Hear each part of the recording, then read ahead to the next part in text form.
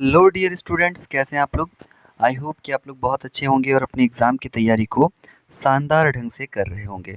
जैसा कि आपको पता है कि आपको लगातार CUET के रिगार्डिंग जो अपडेट है वो तो मिल ही रहा है, साथ साथ में जैक बोर्ड की रिगार्डिंग आज आपको एक बड़ा अपडेट देंगे। ये जो अपडेट है वो आपको शाम के 7 बजे के करीब मिलने वाला है, तो फटाक से अभी हम लोग करने वाले हैं इंपॉर्टेंट क्वेश्चन का सेट। आज हम लोग कवर करेंगे इकोनॉमिक्स और साइंस के टॉप मोस्ट क्वेश्चंस, जिससे लगातार क्वेश्चंस एग्जाम में पूछे गए थे। पिछले साल के क्वेश्चंस को स्टडी करके उसके पैटर्न को देखकर ऐसा क्वेश्चन सेलेक्ट करके बनाया गया है। तो फटाक से करते हैं आज के क्वेश्चन की तैयारी। पहले प्रश्न की ओर चलते हैं। पहले टॉप 50 साइंस के क्वेश्चंस को कवर करते हैं। तो चलिए, पहला क्वेश्चन है, विज्ञान का पिता या विज्ञान का जनक किसे कहा जाता है। तो गैलीलियो गैलीली को विज्ञान का पिता या जनक कहते हैं, इसे आपको ध्यान में रखना है। इन्होंने ही दूरबीन का आविष्कार किया था।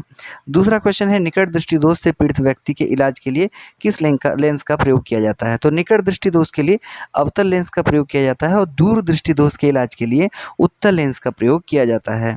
तीसरा क्वेश्चन है, किसी लेंस की क्षमता उसके डैश से निर्धारित होती है। तो डायोप्टर से। लेंस की क्षमता का जो मात्रक होता है डायोप्टर होता है, कैपिटल D से इसको डिनोट करते हैं। आगे देखिए, 4 क्वेश्चन नंबर कहता है कि किस रंग की तरंग दैर्ध्य सबसे अधिक होता है। तो आपको पता रहना चाहिए कि लाल रंग का तरंग दैर्ध्य सबसे कम होगा और बैगनी यानी कि वायलेट रंग का तरंग दैर्ध्य सबसे कम होगा। आगे चलिए, क्वेश्चन नंबर 5 कहता है कि किस वैज्ञानिक ने गुरुत्वाकर्षण का सिद्धांत दिया। तो न्यूटन ने गुरुत्वाकर्षण का सिद्धांत दिया था। छठा क्वेश्चन कहता है कि किस यंत्र द्वारा दूध की शुद्धता मापते हैं। तो दूध की शुद्धता की माप जो है वो लैक्टोमीटर द्वारा की जाती है। आगे देखिए, 7वां क्वेश्चन कहता है, गुब्बारे में कौन सी गैस भरी जाती है। तो हीलियम जो है वो गुब्बारे में भरा जाता है। हीलियम बहुत हल्का होता है और हीलियम वाले गुब्बारों को जब आप छोड़िएगा ना तो वो सीधा आसमान की ओर चला जाता है। आगे देखिए, नेक्स्ट क्वेश्चन नंबर 8 कहता है कि किस रोग से प्रतिरक्षा के लिए BCG का टीका दिया जाता है। तो टीवी से बचने के लिए BCG का टीका दिया जाता है। 9वां नंबर क्वेश्चन है, किसकी उपस्थिति के कारण मूत्र का रंग हल्का पीला हो जाता है। तो यूरोक्रोम की उपस्थिति के कारण मूत्र का रंग जो है वो हल्का पीला हो जाता है। 10वां क्वेश्चन कहता है कि लार की प्रकृति कैसी होती है। भाई, क्षारीय होती है लार की प्रकृति, ये आपको ध्यान में रखना है।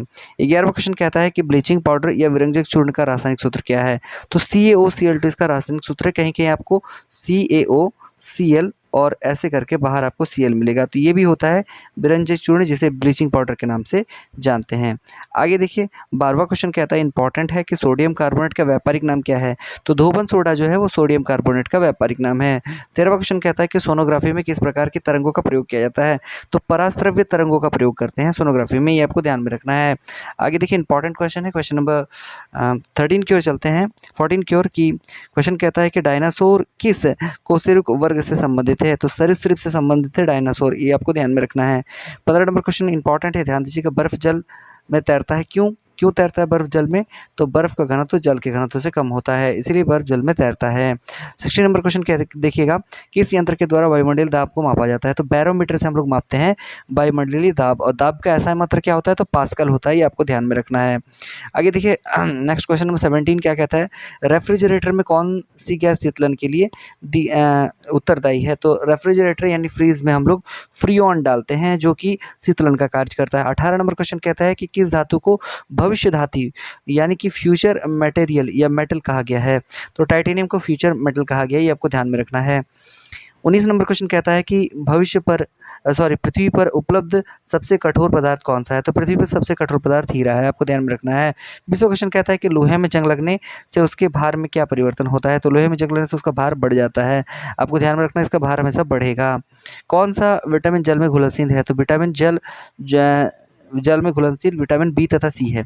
तो आप ध्यान में दीजिएगा, मान लीजिए आप इसको ध्यान में कैसे रखिएगा, कौन कौन सा विटामिन जल में घुलनशील है। तो आप एक ट्रिक याद रख लीजिए, कीड़ा, KEDA, कीड़ा। कीड़ा को अगर आप लोग क्या कीजिएगा, पानी में डालिएगा, तो कीड़ा पानी में मरने के बाद तो डूबेगा नहीं, तैरने लगेगा। तो vitamin K, vitamin E, vitamin D और विटामिन A ये जल में घुलनशील नहीं होता है, जबकि विटामिन B और विटामिन C जो है वो जल में घुलनशील होता है। आगे देखिए, 22वां क्वेश्चन कहता है कि हमारे शरीर में लाल रुधिर कणिकाओं का निर्माण कहाँ होता है। तो अस्थि मज्जे में लाल रुधिर कणिकाओं का निर्माण होता है। 23वां क्वेश्चन कहता है कि किस विटामिन कमी के कारण जनन क्षमता में कमी होती है। तो विटामिन E की कमी के कारण जनन क्षमता में कमी हो जाती है। विटामिन E नपुंसकता का भी कारण होता है। आगे देखिए, 24वां क्वेश्चन कहता है कि दूध के फटने से कौन सा अम्ल निर्मित होता होता है या निर्माण होता है? तो लैक्टिक अम्ल बनता है दूध के फटने से। 25वां क्वेश्चन कहता है हृदय के विकार का पता लगाने के लिए किस यंत्र का प्रयोग किया जाता है? तो इलेक्ट्रोकार्डियोग्राफी का प्रयोग करते हैं हृदय के विकार का पता लगाने के लिए। 26 नंबर क्वेश्चन कहता है कि मलेरिया रोग में कौन सा अंग प्रभावित होता है? तो प्लीहा जो है वो मलेरिया रोग से प्रभावित होता है। 27वां क्वेश्चन कहता है कि हमारे शरीर में किसकी कमी के कारण मधुमेह रोग होता है? तो इंसुलिन की कमी के कारण हमारा मधुमेह रोग होता है। 28वां क्वेश्चन कहता है कि प्राय स्तनधारियों में कितने कक्षीय हृदय पाए जाते हैं? तो 4 कक्षीय हृदय जो है वो स्तनधारियों में पाए जाते हैं। दांतों एवं हड्डियों में मुख्यतः कौन सा तत्व पाया जाता है? तो कैल्शियम और फास्फोरस पाया जाता है दांतों और हड्डियों में। 30वां क्वेश्चन कहता है कि एक वयस्क मनुष्य के शरीर में कुल कितनी हड्डियां पाई जाती है? तो 206 होती है। 31वां क्वेश्चन कहता है कौन मानव शरीर की हड्डियों और पेशियों को आपस में जोड़ता है? तो मानव शरीर की हड्डी और पेशियों को जोड़ता है टेंडन, और पेशियों को हड्डियों से जोड़ने का काम करता है टेंडन। ये आपको ध्यान में रखना है। 32वां क्वेश्चन कहता है कि मानव शरीर में पाचन का उत्पादन किस अंग से होता है? तो पाचन का उत्पादन जो है छोटी आंत से होता है। ये आपको ध्यान में रखना है। आगे देखिए 33वां क्वेश्चन कहता है कि मनुष्य के जीवन काल में कुल कितने दांत 2 बार विकसित होते हैं? तो 20 दांत जो है जीवन काल में 2 बार विकसित होंगे। नेक्स्ट क्वेश्चन कहता है क्वेश्चन नंबर 34 की लार में कौन सा एंजाइम पाया जाता है? लार में टाइलिन पाया जाता है। ये आपको ध्यान में रखना है। कौन सी धातु जल में आसानी से अभिक्रियाशील होती है? तो जल के साथ आसानी से अभिक्रियाशील धातु पोटेशियम होती है, जिसे के से डिनोट करते हैं। पोटेशियम को के द्वारा डिनोट किया जाता है। आगे देखिए 36 नंबर क्वेश्चन कहता है कि आधुनिक आवर्त सारणी में किसी समूह में पूर्ण संयोजी कोष और रासायनिक रूप से निष्क्रिय तत्व होते हैं। तो पूर्ण संयोजी कोष और रासायनिक रूप से निष्क्रिय तत्वों की संख्या आधुनिक आवर्त सारणी में 18 है। आगे देखिए 37वां क्वेश्चन कहता है कि जहाज़ों में इको लोकेशन का उपयोग क्या मापने में किया जाता है? तो इको लोकेशन का प्रयोग जो है जहाज़ों में पानी की गहराई मापने में किया जाता है। 38वां क्वेश्चन कहता है कि किसी निकाय को एक समान वृत्तीय गति से चलने के लिए आवश्यक नियत बल को क्या कहा जाता है? तो अभिकेंद्री बल कहा जाता है। कोई वृत्ताकार पथ पर घूम रहा है तो वृत्ताकार पथ पर घूमने के लिए उसको जिस बल की आवश्यकता होगी उसे अभिकेंद्री बल कहते हैं। 39वां क्वेश्चन कहता है कि किसी तत्व का इलेक्ट्रॉनिक विन्यास 2 8 5 है, उस तत्व का नाम क्या है? तो 2 8 2 + 8 10 और 10 + 7 17, और 17 किसका होता है? क्लोरीन का होता है। सॉरी 2 8 5 है, यहाँ पे 2 8 5 आपको ध्यान में रखना है। 2 8 5 है तो 2 8 5 2 8 2 10 और 5 15 15 किसका होगा? फास्फोरस का सही आंसर हो जाएगा। आगे देखिए 40वां क्वेश्चन इंपॉर्टेंट क्वेश्चन है। कहता है कि माता एवं पिता में उसके गुणसूत्रों से बच्चों के लिंग का निर्धारण होता है। तो पिता के गुणसूत्र से पिता में XY पाया जाता है, जबकि माता में XX। तो पिता में Y जो है वो बच्चों के लिंग का गुणसूत्र निर्धारित करता है कि वो लड़का होगा या लड़की होगी। 41वां क्वेश्चन कहता है कि ठोस कोयला को तरल हाइड्रोकार्बन में परिवर्तित करने को क्या कहा जाता है? तो द्रवीकरण कहलाता है। 42वां क्वेश्चन कहता है देखिएगा, जब एक मूल ध्वनि एक प्रतिबाधा द्वारा परावर्तित होकर हमारे कान तक पहुंचेगी तो प्रतिध्वनि को कितने समय के बाद सुनाई देगी? तो 0.1 सेकंड के बाद प्रतिध्वनि सुनाई देगी। 43वां क्वेश्चन कहता है कि किस वैज्ञानिक ने यह सुझाव दिया था कि तत्वों के प्रतीक को तत्वों के नाम के 1 या 2 अक्षरों से बनाया जा सकता है? तो वर्जिलियस ने ऐसा सुझाव दिया था, आपको ध्यान में रखना है। 44वां क्वेश्चन कहता है कि गति का दूसरा समीकरण किसके बीच संबंध स्थापित करता है? तो गति का दूसरा समीकरण जो है वो स्थिति और समय के बीच संबंध स्थापित करता है। F = ma होता है गति का दूसरा समीकरण। 45वां क्वेश्चन कहता है कि जब हम एक पेड़ की शाखा को तेजी से हिलाते हैं तो उसकी कुछ पत्तियां पेड़ से अलग हो जाती है। यह किसके कारण होता है? तो जड़त्व के कारण होता है। ये आपको ध्यान में रखना है। 46वां क्वेश्चन कहता है इंपॉर्टेंट है कि किसकी अनुपस्थिति में अवायवीय श्वसन होता है? तो ऑक्सीजन की अनुपस्थिति में अवायवीय श्वसन होता है। 47वां क्वेश्चन कहता है इंपॉर्टेंट है, आधुनिक आवर्त सारणी में कितने आवर्त एवं कितने वर्ग मौजूद है? तो आवर्त या वर्ग कह लीजिए या समूह कह लीजिए। तो आवर्त की संख्या 7 है, वर्ग या समूह की संख्या 18 है, आपको ध्यान में रखना है।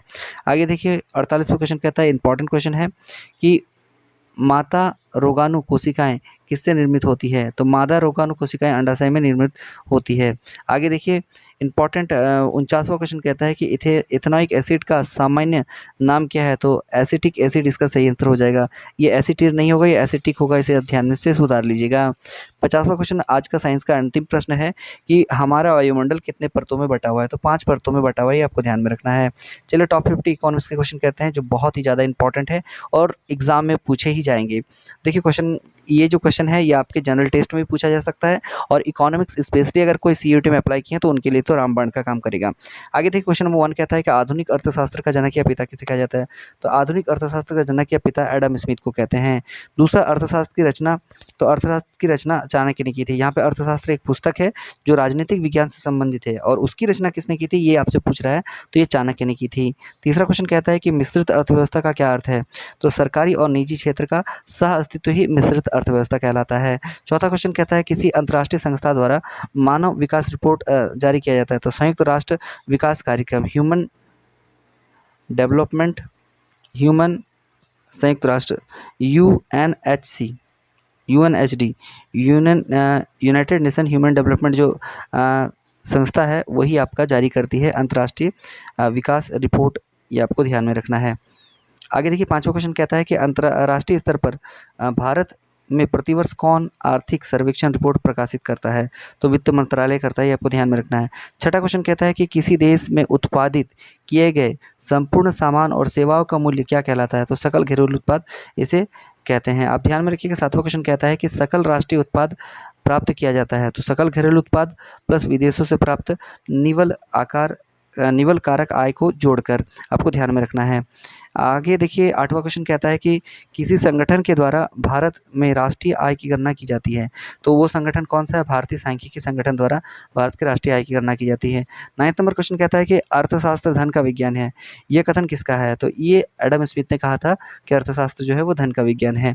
पूंजीवादी अर्थव्यवस्था का मुख्य लक्षण क्या है? तो निजी स्वामित्व जो है वो पूंजीवादी अर्थव्यवस्था का लक्षण है। 11वां क्वेश्चन कहता है कि बंद अर्थव्यवस्था वह अर्थव्यवस्था है जिसमें ना तो आयात होता है और ना ही निर्यात होता है, इसे बंद अर्थव्यवस्था कहते हैं। 12वां क्वेश्चन कहता है कि भारत में राष्ट्रीय आय का आकलन सर्वप्रथम किसने किया? तो दादा भाई नारोजी ने सबसे पहले राष्ट्रीय आय का आकलन किया था। 13वां क्वेश्चन कहता है कि भारतीय अर्थव्यवस्था किस प्रकार की अर्थव्यवस्था का उदाहरण है? तो मिश्रित अर्थव्यवस्था का उदाहरण है भारतीय अर्थव्यवस्था। 14 नंबर क्वेश्चन कहता है भारत में पहली पंचवर्षीय योजना की शुरुआत कब की गई थी?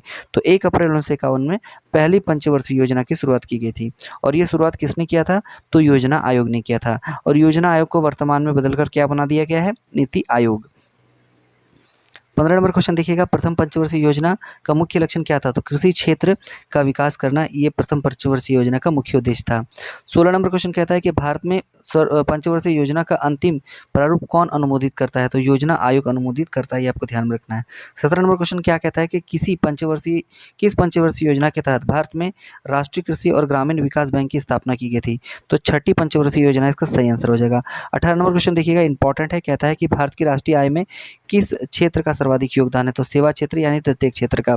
19वां क्वेश्चन कहता है कि भारत में अधिकतम कर आय की प्राप्ति किस काम से होती है? तो निगम कर से होती है, ये आपको ध्यान में रखना है। 20वां क्वेश्चन कहता है कि प्रत्यक्ष करों में किस कर से भारत सरकार को सबसे अधिक आय की प्राप्ति होती है? तो आयकर यानी कि इनकम टैक्स से होती है। 21वां क्वेश्चन कहता है कि राष्ट्रीय विकास परिषद का गठन किस वर्ष किया गया? तो ये 1952 में किया गया था। देखिए नेक्स्ट क्वेश्चन कहता है 22 नंबर क्वेश्चन है, सरकार द्वारा पुरानी मुद्राओं को समाप्त करके नई मुद्रा का संचालन क्या कहलाता है? तो विमुद्रीकरण यानी कि डीमोनेटाइजेशन कहते हैं। आगे देखिए 23वां क्वेश्चन कहता है कि आर्थिक विकास की दृष्टि से भारत किस प्रकार का राष्ट्र है? तो विकासशील राष्ट्र है, ये आपको ध्यान में रखना है। 24वां क्वेश्चन कहता है कि भारत का राष्ट्रीय बैंक कौन सा है? तो भारतीय रिजर्व बैंक यानी कि RBI, reserve bank of India इसका सही आंसर हो जाएगा। 25वां क्वेश्चन कहता है कि भारत में मौद्रिक नीति किसके द्वारा लागू की जाती है? तो आरबीआई के द्वारा यानी कि रिजर्व बैंक ऑफ इंडिया, भारतीय रिजर्व बैंक।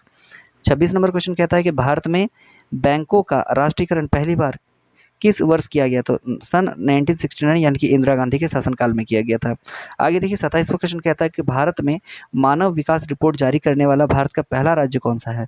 तो मानव विकास रिपोर्ट सबसे पहले हम मध्य प्रदेश ने जारी किया था। 28वां क्वेश्चन कहता है कि मानव विकास सूचकांक किसके द्वारा जारी किया जाता है? तो विश्व बैंक यानी कि WB के द्वारा जारी किया जाता है। इसका मुख्यालय जो है वो वाशिंगटन DC में, आपको ध्यान में रखना है।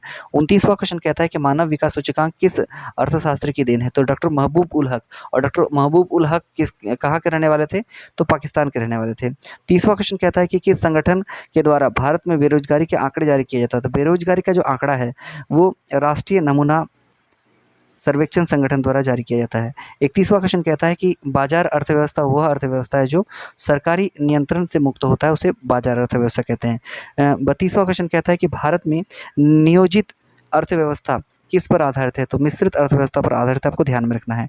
33वां क्वेश्चन कहता है कि कौन सी संख्या अंतर्राष्ट्रीय व्यापार संबंधी नियमों को निर्धारित करता है? तो विश्व बैंक जो है वो अंतर्राष्ट्रीय व्यापार संबंधित नियमों को निर्धारित करता है। 34वां क्वेश्चन कहता है कि भारत में राष्ट्रीय आय समिति का गठन किस वर्ष किया गया था? तो 1949 में किया गया था, 1949 में।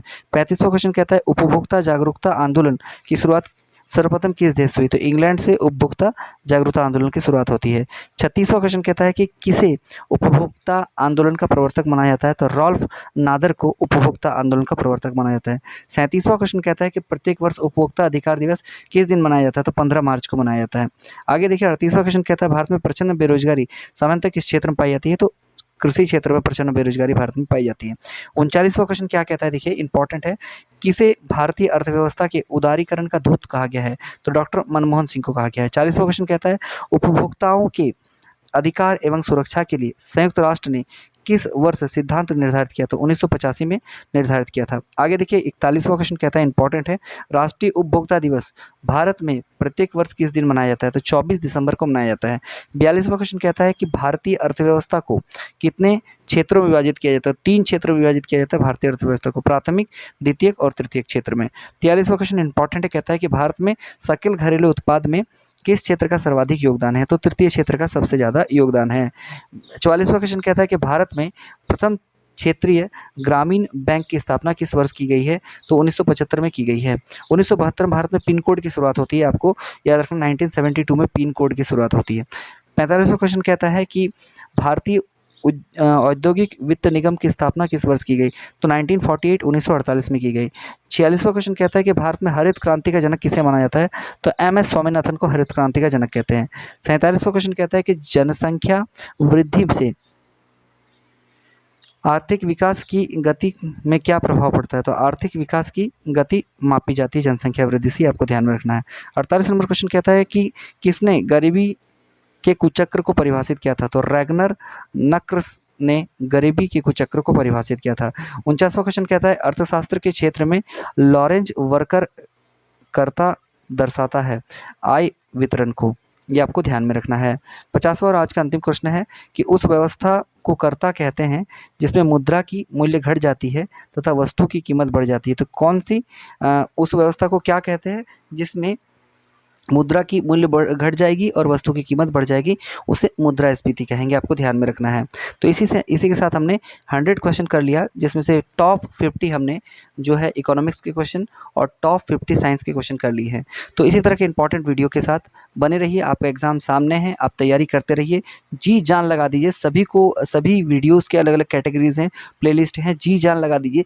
सारे वीडियोज़ आपके एग्जाम के पैटर्न को ध्यान में रख के बनाया गया है। मिलते हैं फिर नेक्स्ट वीडियो में, बने रहिएगा हमारे साथ। चैनल को सब्सक्राइब कीजिएगा, अपने दोस्तों के साथ शेयर करना मत भूलिएगा। तब तक के लिए गुड बाय।